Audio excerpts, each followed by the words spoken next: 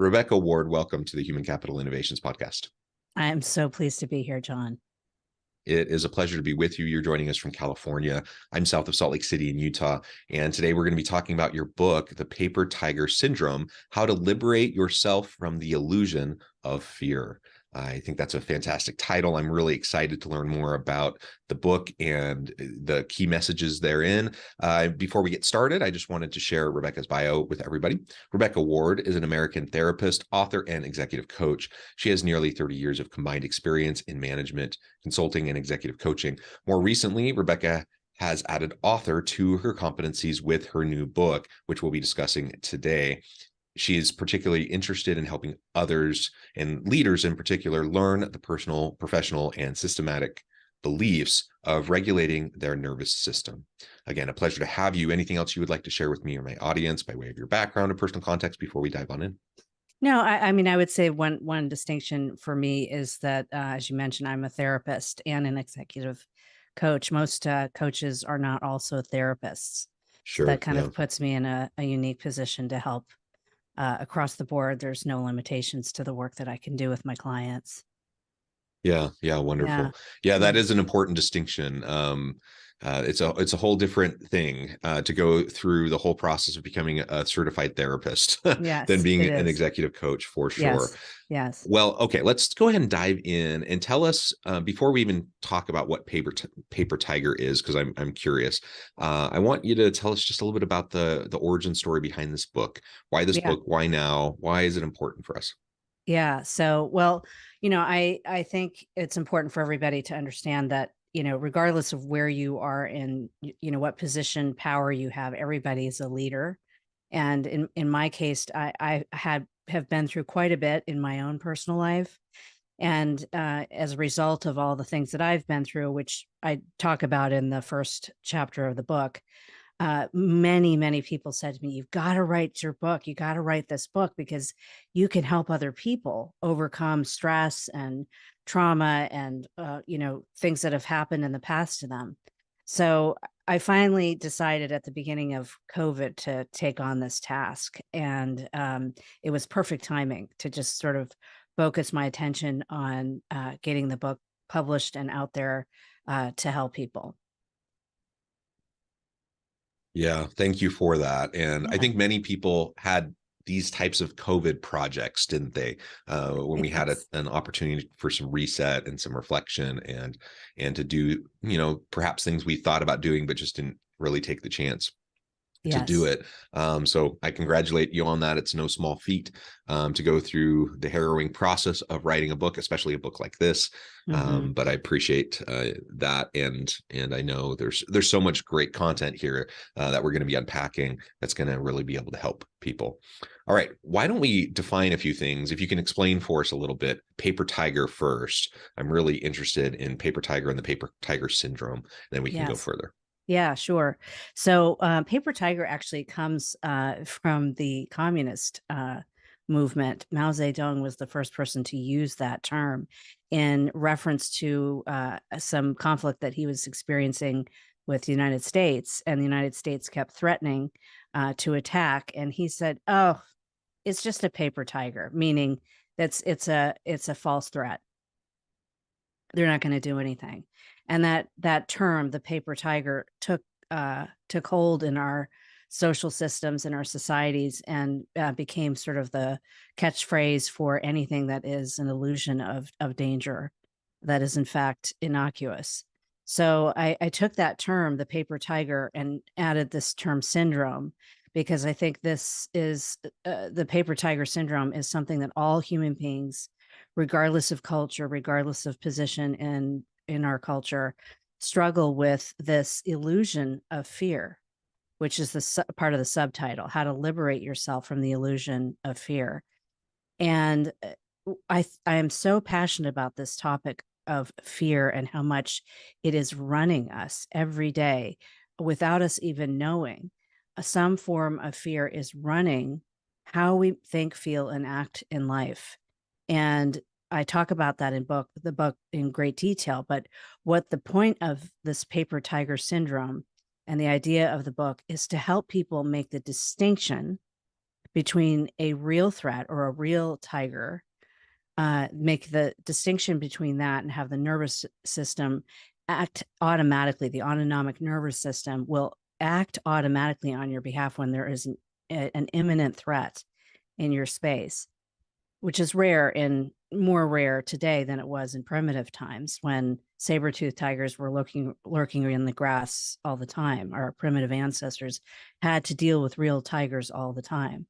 So making a distinction between a real tiger and a paper tiger, the illusion of fear, an innocuous perception of what fear is, which in the modern world are things like pressures at work, difficult conversations, deadlines, traffic, can cause a stress response in our bodies that is a perception of fear. We don't think of it in those terms, but it is a constant in our daily lives. Anxiety, depression, stress, these are paper tigers that we need to work on regulating our nervous system to overcome, to liberate ourselves from that. And that there's so much benefit to overcoming these perceived fears when you have a system that's constantly under stress. And like, as an example, 2/3 of all Americans have some kind of stress disease connection. So there's a significant improvement to our overall physical and mental health when we have a regulated nervous system, when we're not operating from a place of fear all the time. We'll make better decisions, big and small. We won't be making decisions from a place of fear anymore. So this is really what I would consider the true pandemic of our time. We've been dealing with this for centuries, since the dawn of humankind. And we're at this stage right now where it's becoming more and more critical that we overcome our stress responses, because this old primitive wiring that we have isn't designed for the modern world. Our bodies are not designed for the pace in which we go, the demands that are upon us all the time. So we have to learn how to build capacity and build resilience to be able to overcome stress and have a system that is operating in service of us. Yeah, so much you said there that is fantastic, and I love this idea of paper tigers, and as you describe it as a syndrome, I also see this just being so prevalent. So I think that's apt. And I was going to ask about illusion of fear. I think you described it quite well. The reality is, like you said, we all have very real threats, very real dangers in our lives. We all have very real trauma that we've experienced. We all have our stuff, our baggage, right? So it's not about suggesting that all of that is fake and that we just need to like put on a happy face and just be Pollyanna-ish. That's not what we're talking about at all. No. But it's recognizing that there is a distinction between the real threats facing us and just the everyday things that happen to us that trigger that fight or flight response, that just is ingrained in our wiring and our psychological evolution as a species. And so recognizing those things, I think, is the first step of what can impact us so that we can mitigate it and we can take steps to counteract those things. And I like what, really what you were saying from the very beginning is part of this is just a mindset shift. It's just to be able to recognize that, yes, there are things within our control. There are things outside of our control. Yes, there are things that are real threats. There are things that aren't necessarily the same kinds of threats that maybe we perceive them to be. And to have our lives dictated out of fear and to respond and to act out of fear and to make decisions out of fear usually will not get us to the same productive, positive place that we can get to if we can recognize things for what they are and react to them accordingly, and even be proactive to those types of things. Yes, absolutely. And I'd also add that this, in addition to it being a mindset shift, it's also about working with the nervous system, which is in our bodies. We, in our modern world, we are rewarded for our minds and what we think and our intellect, but the body often gets ignored, and that is unfortunately that is the reason why so many people have stress and anxiety because they don't know how to work with their nervous system, work with their body to overcome that. So we have to deepen the relationship between the mind and the nervous system to be able to overcome fear. I think that that's one of the differences between the work I do with my clients and other executive coaches is that I'm working on the entire person, the entire self to overcome whatever is holding them back. And oftentimes, what's holding them back is not just a stress response in the moment. It's also about, what they've carried into their adult lives from their childhood. So, the developmental stressors, the traumas from childhood, even if you don't think they are running you, there's a good chance that something from just about every person's childhood is impacting them in their adult lives. And that's the part that I care about is it's not about unpacking our entire past. It's about being really precise and kind of surgical about the past. Where in your past are there events or people or stressors or trauma that are still affecting your ability to function in the present moment? That's what we care about. And we get really specific about those moments, those events. And I have this way of helping people. It's kind of magical, John. When we get to that level of repair, repairing our past, renegotiating our memories, it's astounding what that can do for people. It's almost hard to describe. And I can give you an example of one if you'd like, but there's just so much impact working with our past traumas. Yeah. And if I can just reiterate, as I was introducing you at the very beginning and you reiterated yourself, being a coach and a trained therapist, I think is valuable in this arena because, again, we all have our baggage. We all have our stuff that's informing who we are today and how we interact with others and the decisions we make and our behaviors, right? We all have that stuff. And most people can be armchair psychologists, but they're not trained. They don't know how to deal with past trauma, especially the really serious things that are impacting people today and perhaps holding them back. And I'm a big advocate for people getting therapy, dealing with those things. I do think the social stigma around therapy is thankfully been reducing in recent years, even the last decade or two. So it's more acceptable, I think, socially acceptable for people to be open about their mental health and their traumas and their therapy. And I think all of that's great. I would just urge anyone listening, most people could benefit from actual therapy with an actual therapist. Yes, and so yeah. Coaching is fantastic. Coaching can help us in a lot of ways, but there are things that just can't be addressed with a coach that you need an actual licensed trained therapist to help you with. Just like I'm an advocate for mental health medications as appropriate. I'm a big advocate for counseling and therapy, and let's use all of the tools at our disposal to make sure we're as healthy as we can be. Absolutely. And I think one of the important things I want to point out to the listeners is that most of the people that I work with are at the top of organizations. And there is this expectation that CEOs and folks in the C-suite, they don't have any problems, and they they often do, and need somebody to confide in. Their lives, especially for CEOs, are particularly isolated. That there aren't a lot of people that at that level you can really trust when you move into the position of CEO. So it's very important to have somebody who you can confide in with some of these deeper issues we're talking about and help them overcome it. I had one client, I'll just share a quick story here, who is a very well-known CEO. Obviously, I'm not going to disclose their name.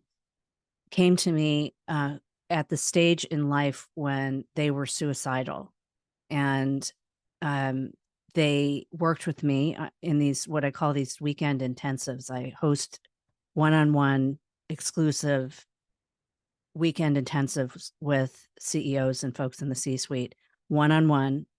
We devote 48 hours to working through issues, and that they really like that because it doesn't take up an hour a week. It's more like compressed therapy. So in a weekend, you get about a year's worth of therapy done. And in that weekend, I think we did 2 and then 2 sessions or 2 weekends. And then a year later, we had been doing these once every month or once every quarter for about a year. And I said to him, he said to me, if this has changed my life, I'm not the same person I was when we first started. And I said, well, let me go back to my original notes and tell you what you said in your first session. And I mentioned, of course, that he was suicidal and he could not believe that he was in that mindset just a year before, and how much his life had changed, how much of the fears and the past traumas he had overcome in a short period of time. So these sessions are transformational for people. And it's not just personally and professionally transformational, it's also systemically transformational. When I work with CEOs, we're not just healing one person, we're healing a whole system.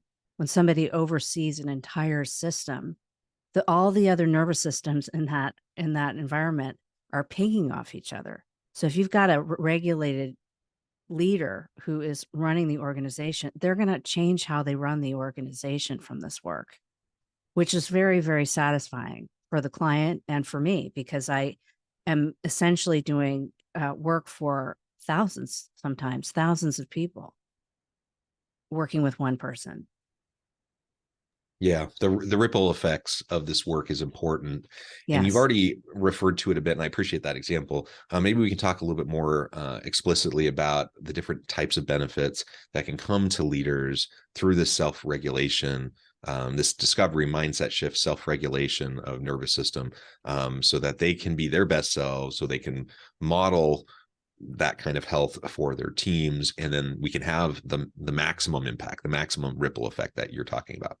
Yes. Yeah, sure. So, some of the things that people typically come to me for, as I mentioned, have to do with past trauma or past stressors in their lives. And what I have known, just as going back to that same example I'm referring to, just to keep it simple, the kinds of things that change are their personal relationships, their professional relationships. They're much more at ease. Most people don't realize they're walking around with an undercurrent of unease.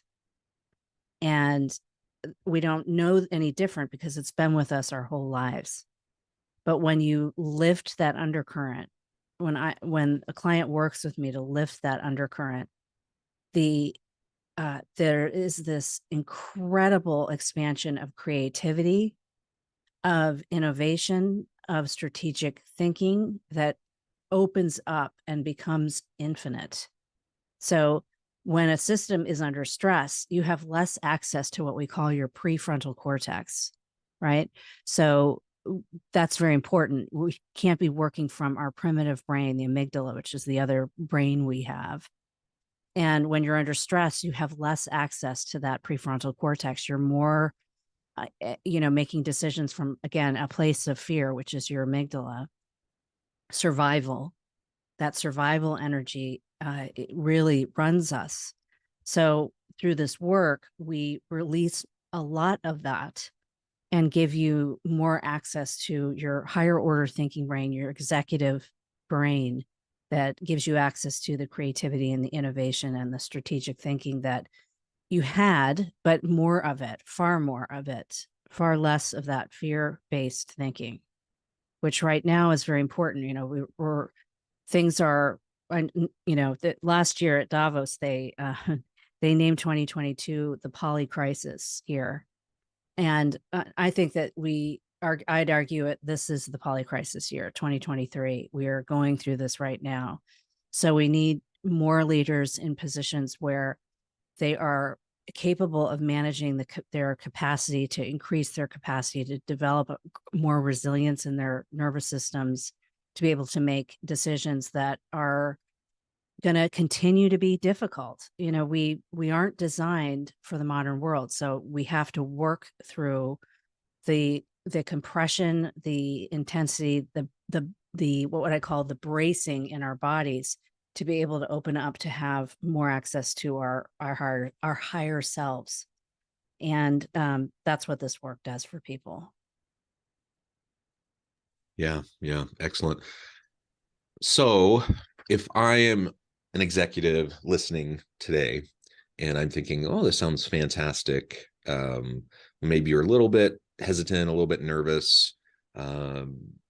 What would you say to those individuals about first steps, taking the plunge, whatever metaphor you want to use in terms Yeah. of like starting the process for Yes. addressing our own paper tigers and trying to eradicate the being ruled by that illusion of fear?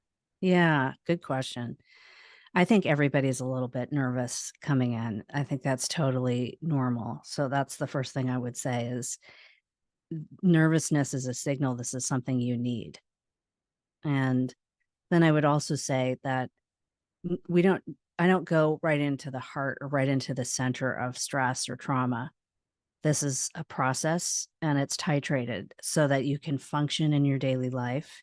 You can go back to work, you can go home and be able to function. The work is done in a way that we work with what your nervous system is capable of, and we build on that.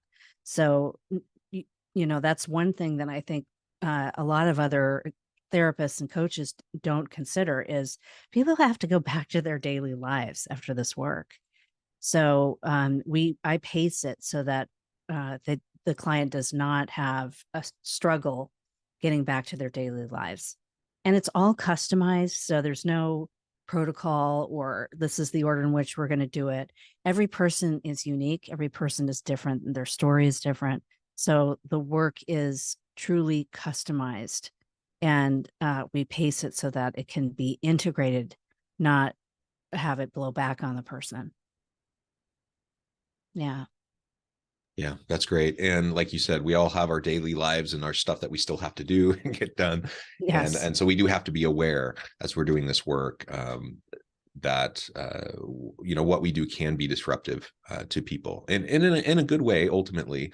But you still have the day-to-day as you're trying to change habits, as you're trying to change your approach.